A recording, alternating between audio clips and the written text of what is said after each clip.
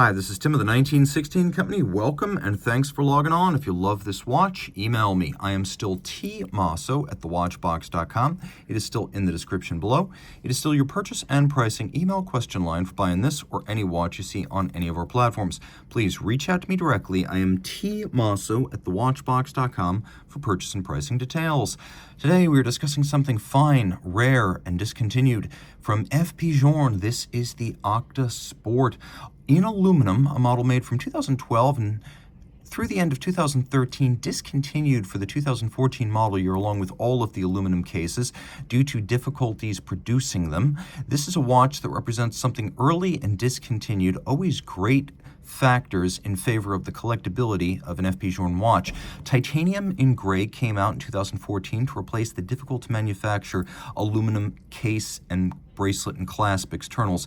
Today, if you're looking at one of these watches in titanium, only the movement will be aluminum. This thing is fully aluminum, meaning, as I have placed it on a scale, it has a mass of just under 60 grams with the rare factory bracelet and every link in place. Once you size this down, it will be even lighter. It is 42 millimeters in diameter. It measures 11 millimeters thick, and from end to end, if we include the end links, the rigid distance across the wrist is 48.7 millimeters. Yes, under 60 grams, or approximately 2.1 ounces, if you're in the old colony like myself.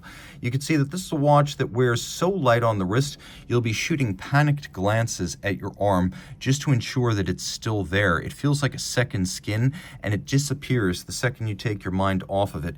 It is unbelievably light and toy-like, so if you want something massive, there are gold and platinum Journe sports watches for you. But if you want something along the lines of an FP Journe watch with Richard Mille wrist feel, this is definitely it. The timepiece is spectacular, including what I would describe as a semi-tonneau case. This was designed specifically for the Sport line, which was inaugurated by the Sonograph Sport back in 2011. So this is not the standard FP Journe case. It's one that's exclusive to the sports watches. And you can see with a domed bezel and a flat profile, it will slide underneath the cuff. If you just want to wear it full time, it can be your dress watch.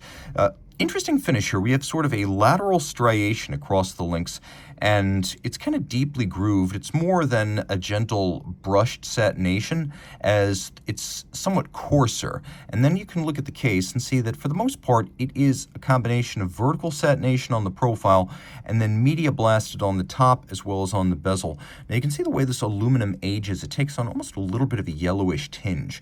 We have rubber bumpers that are present on the case, the crown, as well as the individual links, and while controversial through the years, they're now discontinued. You can't even get them on modern Journe sports watches, and they do a great job of actually preserving the bracelet and the finish. Can you see a single scratch here? I can't. The rubber bumpers work, and in my opinion, they look good because they add a tonal contrast. We have removable links fixed in place by screws, and you can see on the bottom generous gaps between links to avoid trapping wrist sweat, heat, grit, moisture. All of that can flow through, and it'll also avoid pinching skin and pulling wrist hair. That's the benefit of having those large gaps. It also adds quite a bit of suppleness and flexibility. Now when you pop this open, you can see internally we have stainless steel spring-loaded pin snaps, and then internally we have a mechanism that's got a little bit of adjustability. If you want to fine-tune the fit, there's a sort of micro adjustment implicit in the design of this clasp. On venit et fecit, he designed or invented and made it, the motto of FP Journe, and no lie, he really did.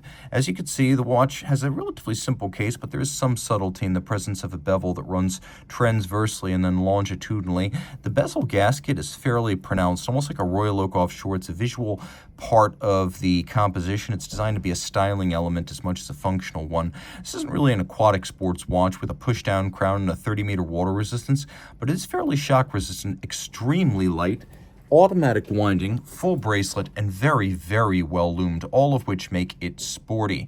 Now you can see that the numerals are actually three-dimensional blocks of luminova that have been placed on the dials. They're not printed features, they're actually applique. We also have a modified version of Journe's tapered hands, and then a different kind of take on a sub-seconds register and a dial bezel. Most of these dial bezels that frame time-telling functions are polished and beveled on Journe watches, whereas you can see this one has been beveled on its side, but with a matte finish and a media blast across its top. We have a clouded sapphire that's used for the small second sub-register, and you can see that Journe's distinctive dial side assembly screws are present and correct in polish.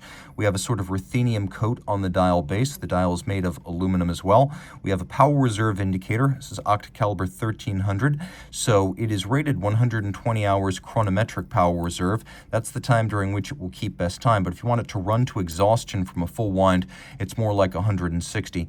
The bean is actually an AM/PM indicator, so you can see now we're passing through 6 a.m.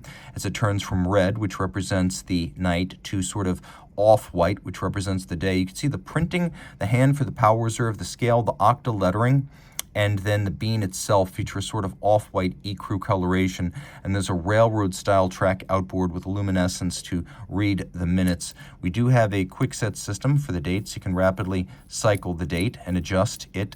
We have red on silver-white print, which is quite attractive, and you'll note that the discs are flush, a feather in the cap of all Grand Dot systems. On the reverse side, we have that Octa caliber 1300, very distinct in its aesthetic compared to the standard versions you'll find on the sports watches. You can see that it's all aluminum. It has a unique, somewhat more industrial, rough and rugged looking rotor, but fundamentally the tech specs are the same. It's just the fact that it is all aluminum. Difficult to work, difficult to finish, but nicely turned out.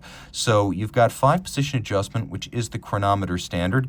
You've got a free sprung balance for durability and precision of adjustment. It's beaten away at 21,600 vibrations per hour, and what it lacks an outright beat rate, for the sake of accuracy and performance, it makes up in mass and inertia. That can compensate for a lower beat rate. You can also see that we have a combination of circular Côte de Genève.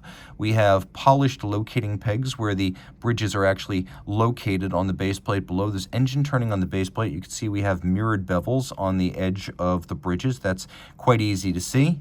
And then we also have polished screws and hardware, which is quite attractive, with satination on the wheels where they are visible.